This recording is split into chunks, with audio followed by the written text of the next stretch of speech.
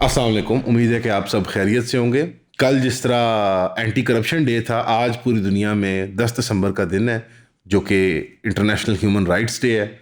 और आज अल्लाह के फजल से कल रात ही खबर आ गई थी, बट आज मैं अनाउंस करने में बड़ा फ़ख्र महसूस कर रहा हूँ कि रजब भट्ट और नदीम नानीवाला को मौका मिल गया कि उनके इंटरनेशनल ह्यूमन राइट्स उनको एक्सरसाइज की जाए, उनको एक वो कंफर्ट और लग्जरी मिले, right to free and fair trial. वो कह रहे हैं कि हम डिपोर्ट नहीं हुए लेकिन हमारा वीज़ा कैंसिल हो गया, जिसको आम जुबान में प्यार से डिपोर्टेशन कहते हैं। बड़ी इज्जत के साथ उनको ऑब्वियसली लाया गया है। पाकिस्तानी स्टेट ने जो भी नेगोशिएट किया अपने काउंटर पार्ट से यूके में, वो बिजनेस क्लास ट्रैवल करके आए हैं, बड़े नॉर्मल हथकड़ियों में नहीं आए वो। और उनको प्री अरेस्ट बेल मिली हुई है एक केस के लिए, जिसके लिए अपीयर करने के लिए डक्की भाई को तो 100 दिन जेल में गुजारने पड़ गए, जिसमें बताया जाता है डक्की भाई साहब के अपनी ज़ुबानी कि मुझे मारा पीटा भी गया। लेकिन जो भी बड़े भाई थे जो डक्की भाई को डील दे के उन्होंने बाजियाब करवा लिया, अब वो नदीम नानीवाला और रजब भट्ट को भी बचा लेंगे, लगता है तो यही है। तो कम से कम जो मेरे ख्याल में करोड़ एक नौजवान नस्ल है जो डक्की भाई और रजब भट्ट के दरमियान बटी हुई है, उनसे महजूज होती, लुत्फानंदोज़ होती है, उनको तसल्ली मिल गई है कि उनकी जो हीरोज़ हैं आज के ज़माने के, वो एक खुफिया एजेंसी, एक बिग ब्रदर के ज़रिए महफूज कर दिए गए हैं। कि बिग ब्रदर वाली कहानी परसों के व्लॉग में असद ने मेरे ख्याल में काफ़ी कॉम्प्रिहेंसिवली कवर की थी, बट अब इसमें नई डेवलपमेंट्स आई हैं जो इग्नोर नहीं की जा सकती। अभी एक वीडियो सामने आई है मुबैना, जिसके अंदर सरफराज चौधरी साहब के दरबार आलिया के अंदर एक कैदी को पेश किया जाता है, यानी डक्की भाई साहब को, और गवाही दिलवाई जाती है उनसे कि यार लोग तो कह रहे हैं, इमरान रियाज अपने व्लॉग में कह रहा है कि बड़ी आपके साथ ज्यादती हुई, आपकी मार पिटाई हुई है, तो आप इन ज़रा सहाफ़ियों को तो बताएं। यानी प्राइवेट कैपेसिटी के अंदर एक इन्वेस्टिगेटिंग ऑफिसर एक आदमी को जुडिशल जिसके अपेरेंटली कस्टडी के अंदर टॉर्चर किया जा रहा है, उसको पेश करता है सहाफ़ियों, यूट्यूबरों, एंटरटेनमेंट के लोगों के सामने कि आप ज़रा हमारी सफाई पेश करते हैं, ताकि ये लोग जाके बतौर पीआर टीम दुनिया को बता दें कि एनसीसीआई बहुत अच्छा काम कर रही है। ये समझते हैं कि हमने यहाँ पे बहुत तशद्दुद किया है। वो कहता है कि रात को वो दिखाई ना जुनैद सलीम वाला जो दिखाई ना, उस पे बच्चे मैंने हंस के कहा कि यार आप फील फ्री कहते हो तो मैं उठ के बाहर चला जाता हूँ कि शायद मेरे खौफ से ना मत। नहीं मैंने इनको बताया है अभी डॉक्टर साहब आपके भी मिलियंस व्यूज हैं, डॉक्टर साहब को जानते हैं? जी मैं सोशल मीडिया से। ये एक रूमर फैला हुआ है मार्केट में, अब वो लगता है उसकी हकीकत भी सामने आ रही है कि एनसीसीआई की टीम ने एक अपनी पीआर की पूरी मशीन डेवलप की थी, इन्फ्लुएंसर्स की, ऑर्गेनिक इन्फ्लुएंसर्स की, सोशल मीडिया स्टार्स की, एंटरटेनर्स की और एंकर्स की, और अनफॉर्चुनेटली जर्नलिस्ट की भी। इसमें जो नाम सामने आ गए उभर के, अनफॉर्चुनेटली वीडियो के अंदर वो लिटरली नज़र आ रहे हैं, वो हम सब के फेवरेट सेक्सुअल गुरु डॉक्टर अफान कैसर, और उनसे लोग आमतौर पे अपनी सेक्सुअल हेल्थ से मुतल्लिक या कौन से फल और सब्जियां खानी चाहिए वो उस तरह के मशवरे लेते होते हैं। लेकिन हमें नहीं पता था कि एक्चुअल स्टेट के महकमों के अफसर जो हैं वो उनसे इन्वेस्टिगेशन के बारे में भी अब मशवरे ले रहे होते हैं, ताकि उनकी पीआर कम्युनिकेट हो जाए बाहर की दुनिया के लिए। बड़ी छोटी सी, बड़ी फिकल और बड़ी घटिया साबित हो रही है पाकिस्तान की जो ब्यूरोक्रेटिक और मीडिया इकोसिस्टम है, और वो कितनी इतनी छोटी सी वो दुनिया है, और वो कितने स्मॉल माइंड्स हैं जो लिटरली डकी भाई को या अफान कैसर साहब को as a vector of influence view करते हैं। ये एक रिफ्लेक्शन है हमारी कौम की मेंटल हालत के ऊपर और हमारी इज्तिमाई दानिश के ऊपर। और आज इंटरनेशनल ह्यूमन राइट्स डे के तहत मेरे ख्याल में अब यूथनेशिया का राइट भी एक्सटेंड करना चाहिए पाकिस्तानी कौम को, कि हम सेल्फ अपनी चॉइस से अपने, मेरे ख्याल है, इस मिजरेबल एग्जिस्टेंस को इंडिविजुअल लेवल पे एंड भी कर सकते हैं। मैंने उनसे फिर पूछा कि लाइक सर आपने क्या बात करनी है, तो उन्होंने मुझे जवाब दिया कि मैं आपके साथ चाहता हूँ। I then tried hash for the first time when I was 15 years old and वो भी उसी दोस्त के साथ किया था जिसने सिगरेट पिलाई थी पहली दफा। और मजे की बात ये कि वो दोनों नहीं पीता। उस शख्स को भी पता था जो तकलीफ है, जिसको मैं भाइयों की तरह मानती हूँ, उसने मेरे साथ ये किया। सुबह सुबह जो स्पाया पढ़ने जाते हैं हम गए, मैं उनको सुना रही हूँ अली बे, उन्होंने एकदम से मुझे ऐसे पकड़ा, उन्होंने मुझे लिप्स पे किस कर लिया।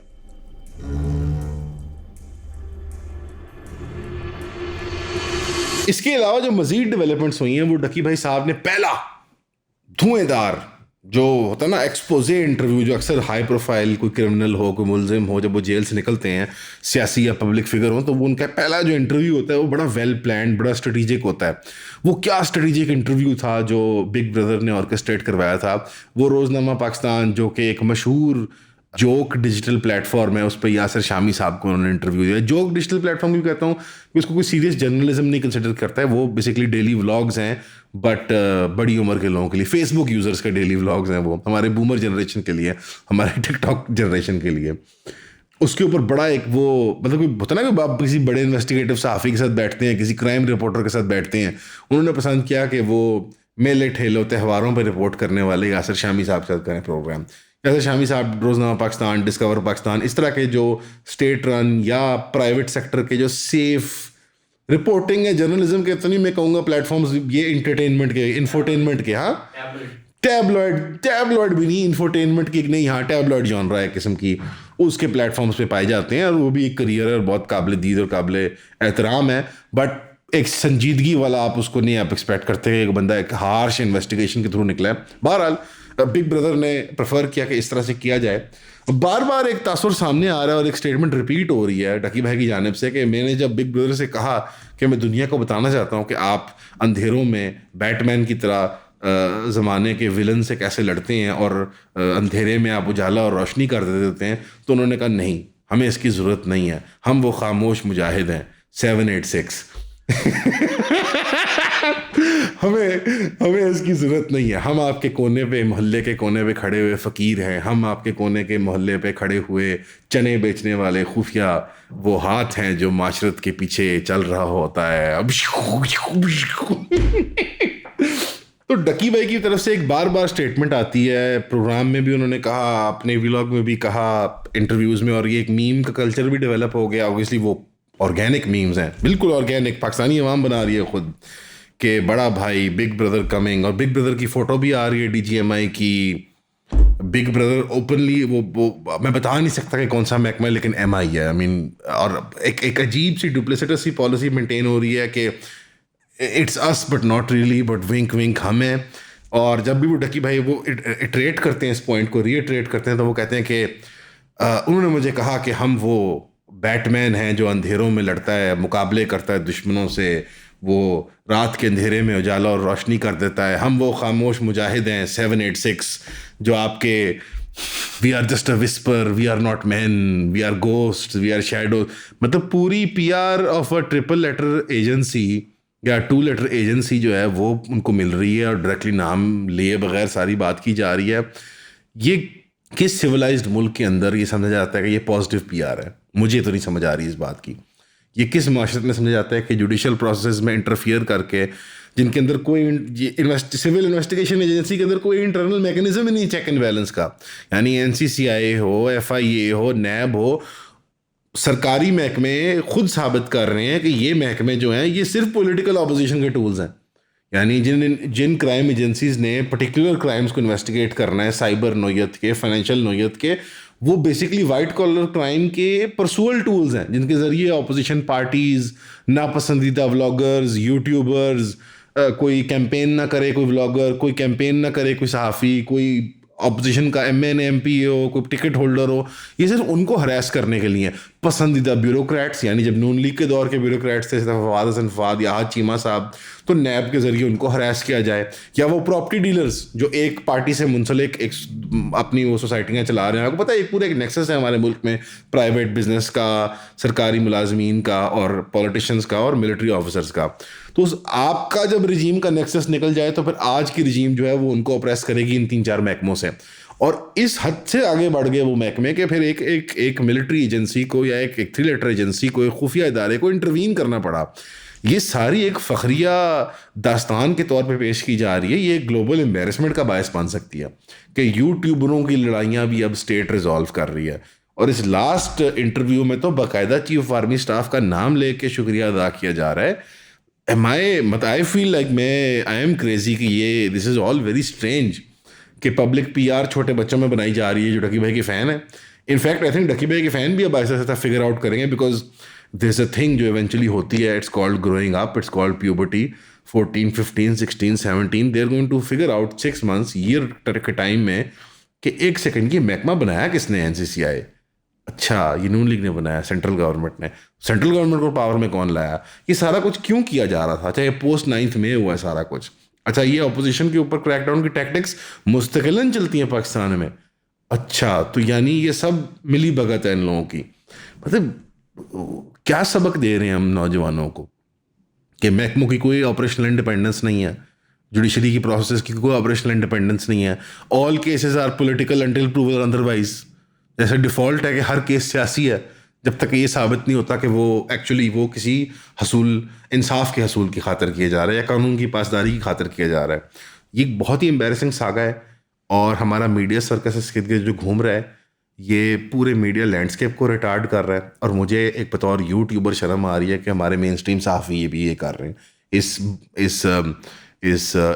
इस बंदर बांट के अंदर वो तमाशबीनी कर रहे हैं जो कि मेरे ख्याल में एम्बैरेसिंग एट दिस पॉइंट। कोई क्रिटिकल एनालिसिस नहीं पेश कर रहा कि यार व्हाट इज़ गोइंग ऑन। तो एक तरफ ये है और एक तरफ ये सारा पस मंज़र है इस NCCI की दास्तान का और इनके सरकारी अब्यूसेस का, और एक तरफ हम बाकायदा ब्लेटेंट लॉ की, नॉट इवन कि ये तो चलो बंद कमरे में हुआ है ना, अफसरान ने बंद कमरों में जेलों की सलाखों के पीछे शरारतें की हैं, एक्सप्लॉयटेशंस की हैं, हमें दिन दिहाड़े मेन चौराहों में नज़र आ रहा है। अडयाला जेल के बाहर जो कि एक मशहूर स्पॉट है, पिंडी का एक मेन स्ट्रीम एरिया है, वहाँ हाई ट्रैफिक तो नहीं कहेंगे बट एक पब्लिक ट्रैफिक एरिया है, वहाँ के ऊपर इमरान खान साहब की बहनें और कुछ साथियों के हमरा बहुत थोड़ी सी ऑर्गेनाइजेशनल के पार्टी के लोग 2 दर्जन, और मैंने ये सेंटर मुश्ताक साहब को फ़ोन करके उनसे रब्ता करके कंफर्म किए जो साइट पे मौजूद थे, वहाँ पे 2 दर्जन के करीब लोग होंगे PTI के और फैमिली के, और वो आग लगा के अंगीठी बना के बैठे हुए कि हमारे भाई के साथ हमारा मिलने का लीगल राइट है। PTI ने एक स्ट्रैटेजी अडॉप्ट की थी कि हम अपने सेनेटोरियल और पार्लियामेंट्री लीडरशिप से कोई नहीं भेजेंगे और हम ऑर्गेनाइजेशनल लीडरशिप से भी कोई नहीं भेजेंगे, ताकि वो पीसफुली एक प्राइवेट मीटिंग हो जाए बहनों की और अपने भाई के साथ। अच्छा, एज इफ़ जो बहनों की मुलाकात है वो ऑलरेडी पोलिटिसाइज नहीं है। आई थिंक जो कॉरलेशन साबित हो चुकी हुई थी कि बहनों की मुलाकात के बाद ट्वीट का रिलीज होना और द फैक्ट दैट स्टेट ने अलाउ किया सिर्फ एक पर्टिकुलर बहन को मिलने के लिए कि जो पॉलिटिकल बहन समझी जाती हैं, वो पॉलिटिकल बहन नहीं समझी जाती, तो काफ़ी ऑब्वियस हो गया कि ये जो अडयाला जेल की मुलाकातें ये पॉलिटिकल पॉस्चरिंग और पॉलिटिकल प्रोटेस्ट का हिस्सा हैं, उस सियासी आप कह लें स्ट्रेटजी का हिस्सा हैं। तो PTI की लीडरशिप ने अबैंडन क्यों कर दिया जो फर्स्ट फैमिली है टेक्निकली, जो उनकी फाउंडिंग पार्टी, फाउंडिंग फादर और प्राइम मिनिस्टर और सबसे चहीते लीडर हैं। टिकट होल्डर्स वहाँ पे कोई नहीं थे जो चले इलेक्शन नहीं लड़े बट उम्मीदवार तो रहे हैं पार्टी के, और अगर पार्लियामेंट्री और सेनेटोरियल लेवल की ऑर्गेनाइजेशनल मेंबरशिप नहीं आ सकती तो एक्चुअल ऑर्गेनाइजर्स जो पार्टी के होते हैं, पार्टी वर्कर्स जो होते हैं वहाँ पे उनको क्यों मना किया गया आने से। वो जो इमरान खान -1 और उस तरफ नवाज शरीफ -1, जब -1 वाली बात चल रही है हमारी मार्केट के अंदर, उसके कुछ अब हकीकत सामने आ रही है। उस पर भी 1 मिनट में आते हैं इंशाल्लाह। पहले ये कवर कर लें कि जो PTI का फेलियर तो था ही था, हमारी स्टेट किस जवाज़ के तहत मुलाकात को रोक रही है। ट्वीट आ जाता है इमरान खान साहब का, यानी मुझे उनका अकाउंट है जो बाहर से बेस्ड है, जो यहाँ से कोई PTI का वर्कर जो बाहर गया हुआ है और यहाँ से वो उनको रिले करते हैं, कम्युनिकेट करते हैं। वो चंद मिनटों की, चंद घंटों की मीटिंग से इतनी क्या बड़ी स्ट्रैटेजम्स पॉलिटिकल निकल सकती हैं, कितना डेंजरस ट्वीट निकल सकता है कि पाकिस्तान की सालमियत को खतरा हो जाएगा। यही जवाज़ बनाया जाता है ना। तो जो ऑप्टिक्स हैं वो बिल्कुल उल्टी पड़ रही हैं स्टेट को कि आपने ये सेकंड टाइम है, this is the 2 December, last सर्दियों में नहीं, लास्ट सर्दियों में जब इंटरिम गवर्नमेंट थी तो यही ठंडे वाटर कैनन मारे जा रहे थे मारंग बलोच साहिबा को। ऐसे ही है ना, जब BYC की लीडरशिप जो नेसेंट स्टेज के अंदर थी, अभी अर्ली स्टेज के अंदर थी, अभी उनके मुंह से वो रेट्रिक नहीं निकला था जो इतना ख़तरनाक है, इतनी ज़्यादा एंटी स्टेट एटीट्यूड नहीं डेवलप किए गए थे, तो वो एक पीसफुल प्रोटेस्ट, सिंबॉलिक प्रोटेस्ट करने के लिए इस्लामाबाद आए हैं। तो अनवारुल हक काकड़ साहब की हुकूमत ने, इस्लामाबाद पुलिस ने डिसाइड किया कि हम उनको ठंडे वाटर कैनन मारेंगे सर्दियों के अंदर, ख़वातीन, बच्चों और बूढ़ों को। इसी तरह कल रात के दिन भी जो ख़वातीन और बुज़ुर्ग हजरात और पार्टी वर्कर्स और जो भी लोग मौजूद थे 2 दर्जन, और मुश्ताक साहब खुद मौजूद थे, ज़ाहिर बात है सॉलिडारिटी में वहाँ पे गए हैं। एक सिविल राइट्स का मसला है बहुत बड़ा, जो इमरान खान साहब की जेल और ना मुलाकात करवाने का, एक एक्स प्राइम मिनिस्टर है पाकिस्तान के वो, तो उनकी फैमिली में भी ठंडे वाटर कैनन माने जाते हैं।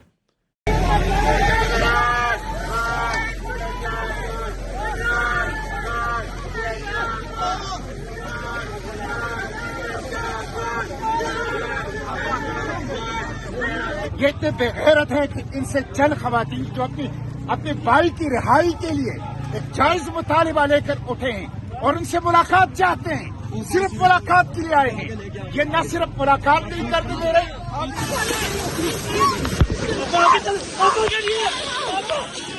ये किसकी मंशा के लिए हो रहा है, किसकी रजा के लिए हो रहा है, किसकी पीआर इससे इंप्रूव कर रही है? This is bad politics at this point. Like do I sound like कि मैं मतलब like who is winning from this? Who is reporting कि वाओ कितना अच्छा अमल हो गया है, हमने बूढ़ी खवातीन को ठंडे पानी से मारा? यानी Imran Khan is in jail. आप सारे कार्ड्स होल्ड करते हैं, सिविल गवर्नमेंट और मिलिट्री स्टेट जो है इस वक्त, they hold all the cards. ना उस कॉन्फ्रेंस की सेंस बनी थी ISPR साहब की, ना ये डकी भाई की जो तारीफों के जो उन्होंने पहाड़ खड़े कर दिए हैं, PR एक सेंस बन रही है, और ना ही जो नेगेटिव PR हो रही है फ्रॉम ऑपरेशन PTI के खिलाफ और इमरान खान साहब की फैमिली के खिलाफ, that is not making sense इधर। यानी आप सारे कार्ड्स होल्ड करते हैं प्रैक्टिकली। आप गवर्नर राज की बात कर रहे हैं खैबर के अंदर, जो बेस ऑफ ऑपरेशन है PTI का, आपके पास सारी प्रेशरिंग टैक्टिक्स हैं। Eight this point Imran Khan को मजीद बिलीगर करके, मजीद तंग करके उनकी फैमिली को, आप उनकी स्टेटस को मजीद लायोनाइज कर रहे हैं, मजीद हीरो बना रहे हैं उनको। प्लस ये जो -1 वाली बात है, मैं बड़ा फैसिनेटिंग एनालिसिस सुन रहा था हामिद मीर साहब का कि इमरान खान तो प्रैक्टिकली -1 हैं 2 साल, सवा 2 साल से। He did not participate in elections, वो नज़रबंद हैं, वो जेल में हैं, उनकी मीडिया अपीयरेंसेस तो uncharacteristic for a Pakistani opposition leader, बिल्कुल नील हैं, उनका तो नाम भी नहीं लिया जा सकता। तो ये भी अनकैरेक्टरिस्टिक है, अनहोनी है, यूनिक है। उसके बावजूद उनकी पॉलिटिकल प्रेजेंस और एंटिटी फील होती है। तो चलें आप उनको -1 कंसिडर कर भी लें, तो ये अजम्पशन के शहबाज शरीफ साहब अकेले तने तनहा प्राइम मिनिस्टर रहेंगे, तो ये नामुमकिनात में से। उन्होंने 2 बड़े लीडर नामजद भी किए अपनी उस वीडियो के अंदर, अपने एनालिसिस के अंदर, कि बिलावल भुट्टो साहब और मरियम साहिबा साहब, जो अपने पब्लिक प्रोफाइल को उन्होंने बहुत अपना कद बिल्ड किया है। बिलावल ने अपने आप को इंटरनेशनल स्टेज पे बिल्ड करने की कोशिश की, और मरियम साहिबा ने अपने आप को जो good governance, no nonsense style politics होती है उसमें बिल्ड करने की कोशिश किया कि I am the administrator Pakistan needs. दोनों उन्होंने अपने आप को स्टेटमेंट की तरह बिल्ड, क्योंकि सिंध में काम तो कर नहीं सकते, कोई काम हो नहीं सकता, because Sindh practically at this point उन्होंने गिव अप कर दी पीपल्स पार्टी ने। उन्होंने अपने आप को स्टेट्समैन के तौर पे पोजीशन किया, और मरियम साहिबा ने नून लीग की जो लेगेसी है ऑफ डेवलपमेंटलिज्म उसको कह सकते हैं, उन्होंने उसके साथ अपने आप को पॉस्चर किया। तो दोनों कैंडिडेट्स सॉलिड कैंडिडेट्स बनते हैं प्राइम मिनिस्टरशिप के लिए। बट हामिद मीर साहब ने क्लेम किया, और अगेन मुझे बहुत फैसिनेटिंग लगा था ये एनालिसिस, के वो दोनों भी -1 हो सकते हैं पोटेंशली, क्योंकि उनके लिए भी प्राइम मिनिस्टर बनने का जो मरहला है वो भी at the end of the day Pindi Islamabad के गिरदोनवाह से घूम के जाना है। तो क्या उनकी यहाँ भी इतनी मकबूलियत है इन 2 यंग लीडर्स के लिए? तो अनकॉन्टेस्टेड जो एटीट्यूड है पीपल्स पार्टी का, नून लीग का, वो काफ़ी क्लियरली आई थिंक अब टाइम आया कि आपस में पहले फूट होगी और फिर इंटरनल फूटें होंगी इन पार्टियों के अंदर। कुछ पावर ग्रुप्स होते हैं, लॉबी ग्रुप्स होते हैं पार्टियों के अंदर, नून लीग के अंदर ज़्यादा है, पीपल्स पार्टी फिर ज़्यादा आई वुड से वर्टिकल है, नून लीग फिर भी थोड़ी बहुत उसके अंदर हॉरिजॉन्टैलिटी है, उसमें ग्रुप्स 2-3 बड़े ग्रुप्स हैं। तो ये वाजे भी हो गया जो PTI, जो नून लीग के रिलेटेड पॉलिटिकल अकाउंट्स हैं, जो उनके जो आजकल जो PR agents type Twitter characters उन्होंने बनाए हैं, वो सिंध को बार बार हिट कर रहे हैं डेवलपमेंट की, लैक ऑफ डेवलपमेंट की बुनियादों पे, गटर वाले मामले के ऊपर। मैंने नोट किया था कि रेट्रिक शिफ्ट हुआ है, जहाँ सिंध और पंजाब की पॉलिटिक्स में एक कोल्ड वॉर थी अनस्पोकन, वो कोल्ड वॉर थोड़ी सी ज़रा हीट की तरफ जा रही है। और फिर इंटरनली भी वो दरारें नज़र आएंगी कि हमजा शहबाज भी एक कैरेक्टर है, एक शहबाज शरीफ की पूरी लेगेसी, और उनके फिर पुराने स्टॉलवर्ड्स की भी एक पूरी लेगेसी है। एहसन इकबाल साहब जैसे हो गए, ख्वाजा साद रफ़ीक साहब जैसे हो गए, ख्वाजा आसिफ साहब जैसे हो गए, तो फिर मरीम साहबा का किरदार है कि कौन किस कैंप में जाता है, ये सारी ये बातें टू बी डिसाइडेड हैं। तो आई थिंक उस तरह से जो पॉलिटिकल प्रोसेस था हमारा, उसकी स्मूथनेस को, उसके प्रोसेस को इमरान खान साहब और बाजवा साहब और फैज़ साहब और वो सारा प्रोसेस जो है वो तोड़ गया। वो जो गियर था जिस चरखी पे घूमता था यह निज़ाम, जो I would say post Zia एक पर्टिकुलर गियर पे चल रहे थे हम, और उसके बाद उस गियर को सेकंड लाइफ मिलती है पोस्ट मुशर्रफ, तो वो गियर टूट गया। अब मुझे लगता है अब कोई नई पॉलिसी को रीइन्वेंट की जाएगी हमारी रियासत की तरफ से कि इस सारी फेडरेशन को कैसे लेके चलना है, और उस सारे के अंदर आप काफ़ी वाजे है कि सफ़र जो है वो मैं और आप कर रहे हैं। बहरहाल ये सारा लैंडस्केप एक तरफ, और एक तरफ 5th जनरेशन वॉरफेयर। आज की हम 6 जन वाली तो देख रहे हैं, डकी भाई वाली और रजब भट्ट वाली। मैं आपको पिछले वाली की बताता हूँ, 5th जन वाले की। 4th जन वाली हमने बचपन में देखी थी, जैद हामिद साहब वाली। फिफ्थ जन हमने फिर देखी अपनी टीनेज और 20s में। मैंने तो लेट 20s में देखी, थोड़ा बड़ा हो गया था। मैंने ज़रा बहाने से मैं कहा ज़रा मैं 20s में आ जाऊँ वो हमने लेट 20s में देखी। आदिल राजा साहब वाली, शहजाद अकबर वाली, बहुत एक लिस्ट ऑफ कैरेक्टर्स थे। वजाहत साहब हो जाएं, इमरान रियाज साहब हो जाएं, डॉक्टर मोहित पीरज़ादा साहब हो जाएं, जो इमरान दौर के थे। अभी हम 6 जन देख रहे हैं, इसमें डकी भाईज और भी लोगों का मैं नाम नहीं लेता, लोग नाराज़ होते हैं तो सारे भले लोग Pakistani eight the end of the day. लेकिन शहजाद अकबर साहब इन पर्टिकुलर और आदिल राजा साहब इन पर्टिकुलर को मोहसिन नकवी साहब ने रिक्वेस्ट की है, अर्ज की है यूके गवर्नमेंट को कि इनको रिपेट्रिएट किया जाए, इनको वो किया जाए, वापस किया जाए पाकिस्तान को। तो अभी मुबैना ख़बर है, मिडल ईस्ट आई में आई है, और ये रायन ग्रिम साहब ने एक ब्रिटिश न्यूज़पेपर सोर्स कोट किया है। अगेन थोड़े से अभी ये डेवलपिंग स्टोरी है, मैं इसको उतने कॉन्फिडेंस से नहीं कहता कि ये एज इज़ जो बात आई है सामने, लेकिन अगेन फिर भी एक वो है, एक वैल्यू है इस बात की दैट ये रिपोर्ट हो रही है कि लगता ये है कि लेन देन की बात की जा रही है कि अगर आपको ये साहिबान चाहिए वापस, तो आप बराए करम कुछ जो परपोर्टेड ग्रूमिंग गैंग्स हैं, पाकिस्तानी ओरिजिन के लोग जो हैं, जो पाकिस्तान की टेरिटरी के ओरिजिन के लोग हैं, टेक्निकली वो पाकिस्तानी नहीं होते, बट मैं नहीं कहता मज़ीद, भाई दोस्त नाराज़ हो जाएंगे हमारे, जो वहाँ पे जो नाइट मार्केट्स होती हैं जिसमें प्रोस्टिट्यूशन, ड्रग्स, इस तरह के सारे क्राइम्स इन्वॉल्व होते हैं, तो ख़ुसूसन उसके अंदर वो यंग लड़कियों की ग्रूमिंग के गैंग्स माने जाते हैं, जो सेक्सुअल क्राइम्स करवाते हैं, उनको जबरी तौर पे प्रोस्टिट्यूशन में लेके जाते हैं, नेटिव ख़वातीन को, जो गोरी ख़वातीन है वहाँ की, उनकी का बड़ा चर्चा है उन गैंग्स का। अगेन जो ओरिजिनल अखबार है इंग्लैंड वाला जिसने ये रिपोर्ट किया है, वो ज़रा ऐसे राइट विंग टाइप का, बायस टाइप अखबार है, मैं उसका नाम स्किप कर रहा है, तो अगेन इस खबर को पिंच ऑफ सॉल्ट के साथ लें।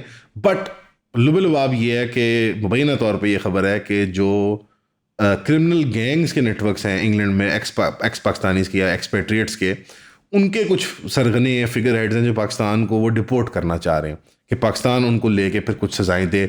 अब वल्ला ये इस वजह की ये है कि इंग्लैंड का लीगल सिस्टम कमज़ोर है और पाकिस्तान में लीगल सिस्टम है ही नहीं, तो हम ज़रा डायरेक्ट CCD वाला मामला कर सकते हैं, मतलब click click click, you know, welcome to CCD बेटा, या whatever the attraction is, I don't know, I couldn't say. Again ये सारी बैकडोर कम्युनिकेशंस हैं, बैक चैनल कम्युनिकेशंस हैं, और ये सारी बातें जो रिपोर्ट होती हैं अखबारों में, ये उन्हीं एजेंसीज़ के माउथ पीसेस आगे बात ये कर देते होते हैं। ये सॉर्ट ऑफ इन्वेस्टिगेटिव जर्नलिज्म नहीं होती, ये मतलब स्टेनोग्राफी होती है सरकार की तरफ से, जो की जानिब से जो की जा रही होती है।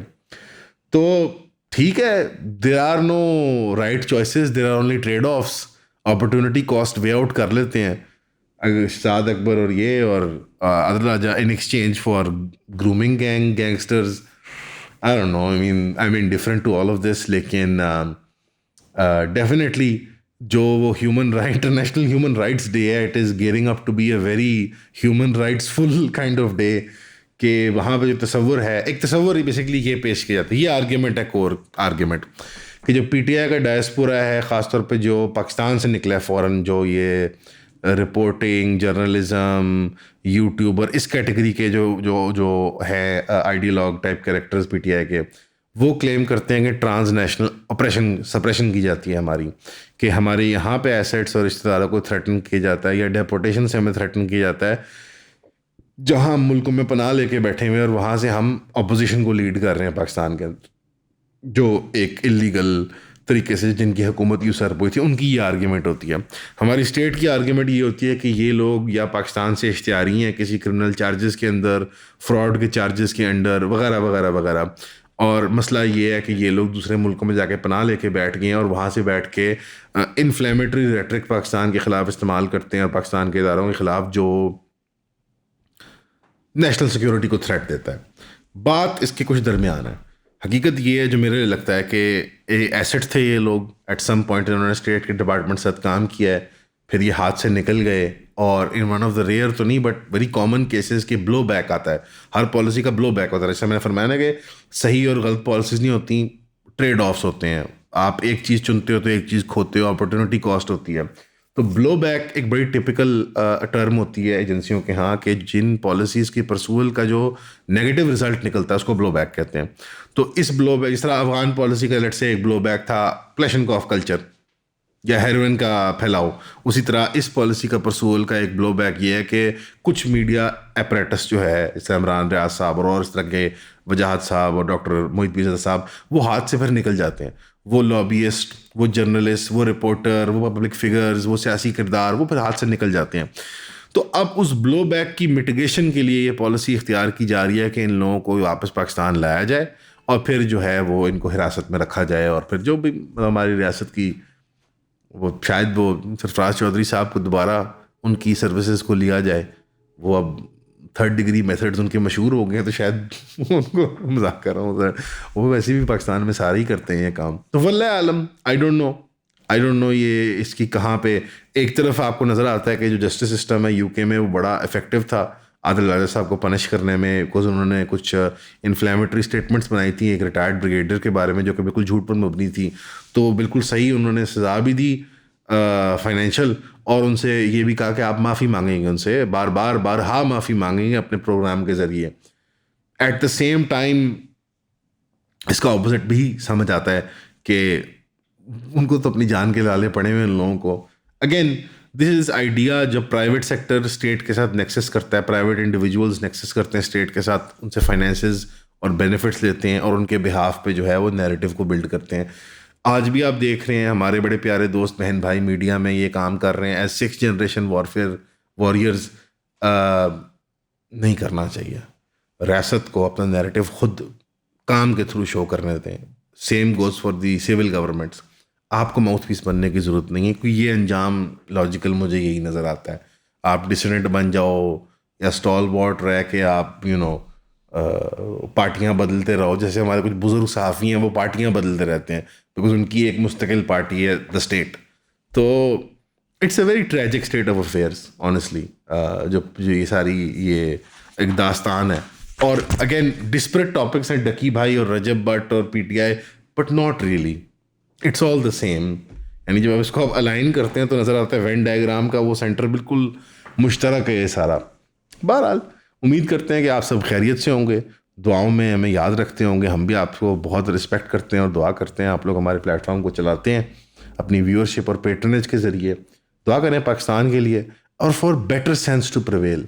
जो ये डू और डाई का एटीट्यूड है ना पीटीआई का और स्टेट का और सब्सिक्वेंटली नून लीग पीपल्स पार्टी का, ये हक और बातिल के मार्के हैं और ये फ़िरौन और यजीद के मुकाबले हैं, ये सब नहीं है। हकीकत ये है कि ये एक पॉलिटिकल स्ट्रगल है जो आपस में चल रही है, और जो फरीक हैं इस सारे स्ट्रगल के अंदर वो सांझे लोग हैं। पश्तून हो, पंजाबी हो, सिंधी हो, जो सी भी कौमियत के हों, हम सब मुसलमान हैं, पाकिस्तानी हैं, और आपस के अंदर अपने दुनियावी कंपटीशन के चक्कर के अंदर हमने इसको एग्जिस्टेंशियल बैटल्स जो बना लिए ना इन सारी चीज़ों को। इसमें ऑब्वियसली सारा मुद्दा अक्सरियत मलबा स्टेट के ऊपर ही जाता है, बिकॉज स्टेट की मशीनरी ही इसको, इस बैटल को एग्जिस्टेंशियल नेचर का बना देती है, बट ताली दो हाथ से बचती है। हमें अपने मुल्क के बारे में, इज्तिमाई दानिश के बारे में, इज्तिमाई वेलबींग के बारे में सोचना चाहिए, और अपने पर्सनल पैटी डिफरेंसेस को साइड पे रख के मतलब अगर आपको ये यूट्यूबर ये बात आ रहा है तो फिर तो मतलब शर्म की बात है। और सियासत का शायद ये जो फॉर्म है, जो ये शक्ल है, जो इस तरह की डेमोक्रेसी हमने चलाई है, जिस तरह की ये है, शायद ये हमें सूट नहीं कर रहा। Maybe we should rethink and re imagine कि हम किस तरह का स्ट्रक्चर चाहते हैं टॉप डाउन अपनी माशरत में, जो चल भी सके। यानी बार बार स्टॉप स्टार्ट की जो पॉलिसी है हमारी, ये ज़रा नुकसानदेह साबित हो रही है सबके लिए। हमेशा की तरह सुनने का बहुत शुक्रिया। अस्सलाम वालेकुम।